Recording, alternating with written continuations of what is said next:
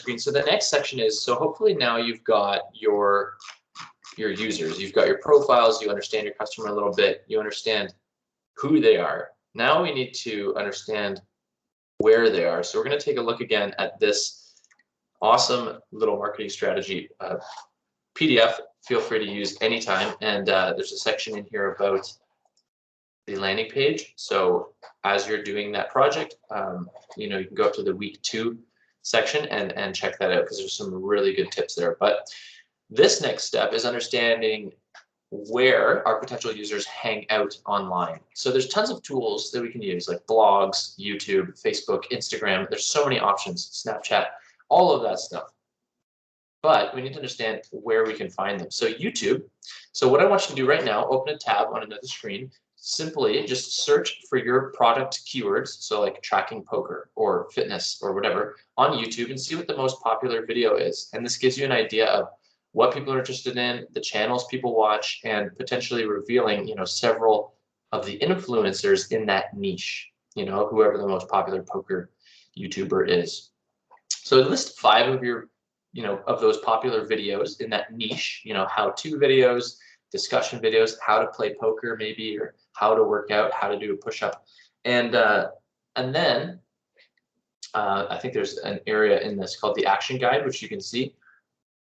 Another tool that we can do is Google Alerts. So it provides alerts when people are talking about something relevant to your startup. So you can use these alerts for very specific keywords that relate closely to your product.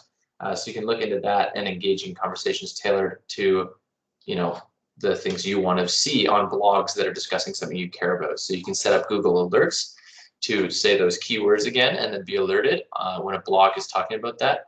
And then Twitter, again, is another way to easily search for influencers. And you can do this on a bunch of different platforms. So YouTube is a good one, Twitter is a good one, Facebook, you know, find some popular Twitter accounts, make a list of them right now.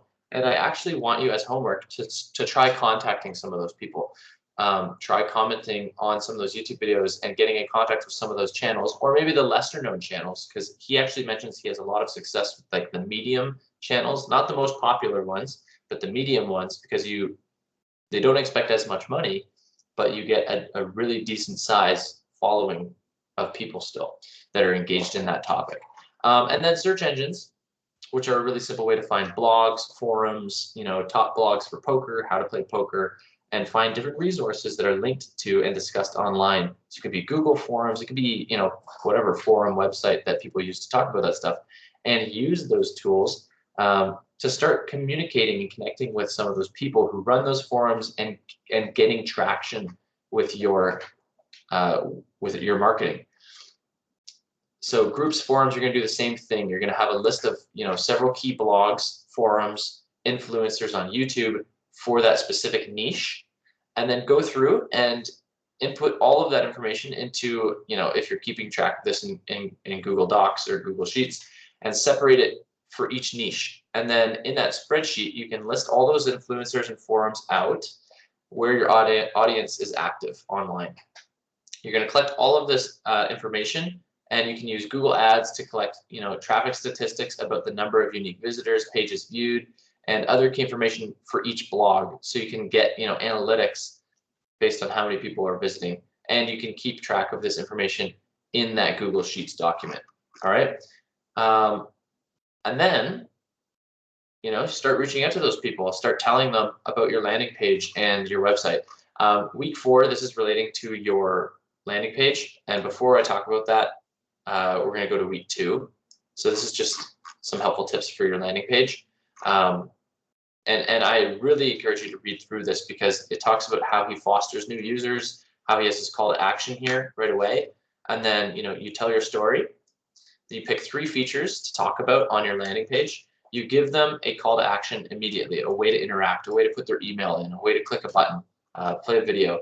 And then you make registering really easy. You ask for an email and you ask for a name. You don't ask for a ton of information, and you make them, you know, make it easy and quick right off the bat. Highlight the features they're going to get from registering, and highlight the security measures so that they trust your organization.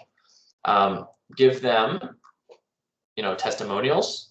So these are just things to include on your page if you don't know what to include. Give them social proof, so links to your social media, And then make the registration easy again. Add email collection. Those are all good things to add on your homepage. So as we go through this document, they track where users are clicking on their homepage. They track their user adoption, how many emails and growth metrics that they're getting. So you can actually install a plugin called Crazy Egg to track your user clicks on your landing page and see how you're gaining traction with Poker Tracks or with your fitness app, and track your growth, track what's working, what blogs are providing the most turnover and the most customers to your app. See how they use the product, find out what they love, and find out what's missing so that you can make those changes. Ask them these questions when you have users using your app. Okay, so I want you to actually start trying to get users signed up for your app. Even though it's not on the App Store, I want you to try communicating with 2 or 3 social media influencers, whether that's Twitter, Facebook, or YouTube. And then I also want you to try to find 2 or 3 blogs that you can start communicating with people on and just saying or advising them of the app that you're building, and see if they're interested and see if they want to see your landing page. And then you can send them your landing page, they can read about it and see if they sign up. Okay. And then once you have that list of users, this is way down the road, after your reading week, hopefully, if you have a list of 10, 15, maybe 100 users who want your app, we're going to start doing some messaging where we can send them emails and we can tell them what we're doing. We can start surveying them for information about their demographic and who our customers are, who the people are that are signing up, where's our conversions coming from. We can understand the demographics, the buying behavior, and then we can figure out their needs. We can figure out what they want in the app, what they want to be improved, the problems that it's solving, the problems that they want it to solve, etc. And then, you can continue through this SEO, obviously, your content, and then advertising more on social media. This is way down the line as we get closer to launch. But yeah, this is a really great resource to go through. So he eventually did email marketing with all the emails he collected and formed a community.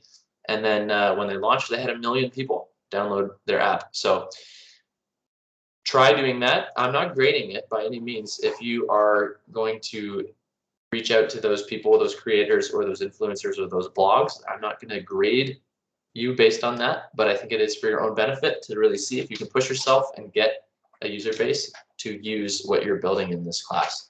So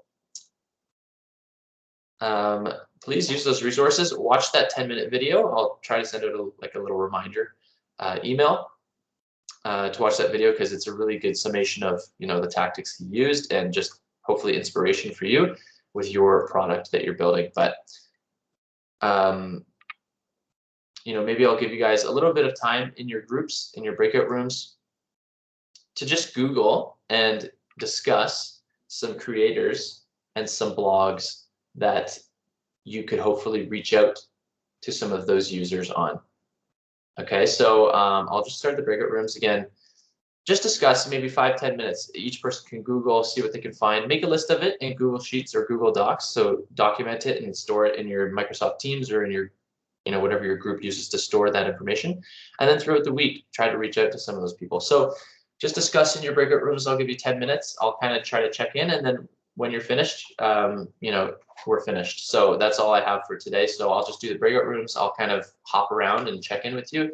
And then, when you feel like your group is finished discussing what you wanted to discuss, then you guys can either continue to work on the app, have your stand-up meetings or anything like that, but we'll be finished with the main room. Any questions?